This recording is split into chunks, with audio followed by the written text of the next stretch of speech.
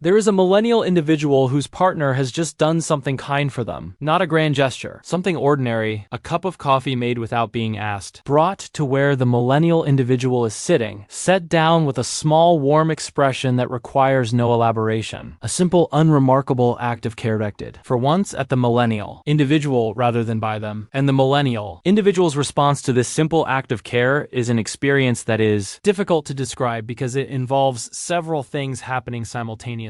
There is genuine warmth. The coffee is appreciated. The gesture is noticed. The person who made it is genuinely loved. There's also, underneath the warmth, a specific discomfort. A mild urge to deflect, to minimize, to say you didn't have to, or I would have gotten it myself. An almost physical awkwardness in simply receiving the coffee as what it is. A small act of love without immediately finding a way to return the balance, to restore the equilibrium, to become again the person who gives rather than the person who is given to. The coffee is good. The discomfort passes. The millennial individual drinks the coffee and says thank you and means it. But the discomfort was there, brief and specific, in the moment of receiving. And it is not the first time. It has been there in many such moments, across many such gestures, and it has a consistency that suggests it is not incidental. The capacity to receive love, not to perform gratitude, not to acknowledge care in a way that immediately redirects the attention away from oneself, but to actually take in the love being offered and allow it to register fully, is a skill. Like all skills, it is developed through practice. And like all developmental skills, it requires the right conditions at the right time in order to develop properly. The millennial individual did not have those conditions in the way they needed them. This is not an accusation directed at anyone. It is a structural observation about the childhood environment that shaped the millennial individual's understanding of how love works. The household the millennial individual grew up in, stretched thin by the economic and social conditions of the 1980s and 1990s, often running on whatever emotional resources remained after the adult world had taken its primary share, did not have abundant love receiving modeled within it. What was modeled more consistently was the giving of care as a form of competence. The adults who were managing things gave what they could. The children who were learning received the message that being useful, being capable, being the one who handles things rather than the one who needs handling, was the way to earn and maintain connection. The millennial individual learned to love by giving. They became very good at it. The question of receiving was never quite addressed. Here is what it looks like in adult life, specifically, because the pattern produces a recognizable set of behaviors that the millennial individual often does not connect to a single underlying cause. There is the reflexive deflection. When someone compliments them genuinely, the millennial individual's response is faster than any deliberate choice. A quick minimization, a redirect, an acknowledgement that immediately points away from itself. Oh, it was nothing. I just got lucky. You would have done the same. The compliment is received and immediately returned to the sender with a discount applied. The full face value of the care being offered is not taken in. There is the discomfort with being witnessed. When someone pays attention to the millennial individual in a sustained way, asks about them specifically, and waits for a real answer, looks at them with full attention, is interested in them as the subject rather than as the helper, there is a specific quality of exposure that this produces. Not danger exactly. A mild but persistent discomfort with being in the center of another person's caring attention. The position of subject feels less natural than the position of helper, and the millennial individual will often redirect the conversation toward the other person before long. Not because they are not interested in themselves, but because being cared for in a sustained way has a specific quality of vulnerability that they have limited practice. Tolerating there is the difficulty receiving from their own child. This one is specific and often surprises the millennial individual when they notice it. The child offers something, a drawing, a hug that arrives without prompting, a small moment of unprompted affection, and the millennial individual receives it genuinely and warmly. But underneath the warmth, there is also a faint quality of being uncertain what to do with the offering. The millennial individual is practiced at generating love and directing it outward. The direction of flow going the other way requires a form of openness that they are less consistently equipped for. The child, who did not learn to receive love in the full sense, does not necessarily grow up feeling unloved. The millennial individual was loved, in most cases, as well as the conditions of the household allowed. The love was real. The issue is not the presence of love in the childhood environment, but its specific texture. The way it was expressed and the way it could and could not be received. In many millennial households, love was expressed through acts rather than words, through provision rather than presence, through the working and the managing and the making sure of things rather than through direct emotional transmission. The parent who worked 2 jobs to provide for their children loved those children. The love was the working. The child experienced the provision. important, but not always the direct transmission. The sustained gaze of parental attention that says you, specifically, are what I am here. For in this moment and nothing is more important than this. The child who received love primarily through provision learns that love is something that happens in the space between people rather than something that moves directly between them. Love is the dinner on the table and the roof above the head and the college fund and the showing up to the school play. Love is not always the sustained eye contact over the dinner table that says, I see you. I am interested in you. Tell me about the thing that matters to you today. Both are love. They produce different capacities. The millennial individual's partner has noticed the pattern, not in analytical terms, not as a concept that has a name, but as a recurring experience in the relationship. When they reach toward the millennial individual, there's a slight quality of the millennial individual angling away from the full receiving, not rejecting the care, receiving it slightly at an angle, with a slight management of the impact. The partner's care lands, but it lands on something that has a slight deflecting quality, like an umbrella that redirects what falls on it. The partner has learned to keep reaching anyway. This is its own kind of love, and the millennial individual knows it, even if they have difficulty taking it in fully. The child has not yet learned the pattern. The child reaches with complete uncalculated openness, the drawing, the hug, the look that simply says you are my favorite person in the world, and I am showing you with my whole face. And the millennial individual receives this with something closer to the full receiving than they manage with adults, because the child's directness bypasses the deflection mechanism before it can fully engage. Children, it turns out, are one of the few contexts in which the millennial individual's receiving capacity is genuinely accessed, and they are often surprised by how much the child's uncalculated love lands. The recovery of the receiving capacity is not achieved through willpower, or through deciding to accept compliments more graciously. That is a performance of receiving rather than the thing itself. The actual receiving, the taking in of care is care. The allowing of love to register at the level where it actually nourishes rather than being managed before it can reach that depth develops through the same mechanism that all receiving develops through. Practice in a context of safety. The millennial individual needs to practice being the subject, not the helper, not the capable one. The person who is being tended to and who allows the tending to actually land rather than being immediately redirected. This practice is uncomfortable at first because the position of subject is less familiar than the position of helper. And unfamiliarity produces a specific kind of low-grade anxiety that the system interprets as evidence that something is wrong when in fact something is simply new. What the practice produces over time is an updated internal model of what it means to be cared for. The millennial individual who practices receiving, who allows the cup of coffee to simply be the cup of coffee, who stays in the compliment for a beat longer before deflecting, who lets their child's hug last until the child pulls away rather than gently ending it first, is building a new version of the relationship between themselves and care. They are discovering slowly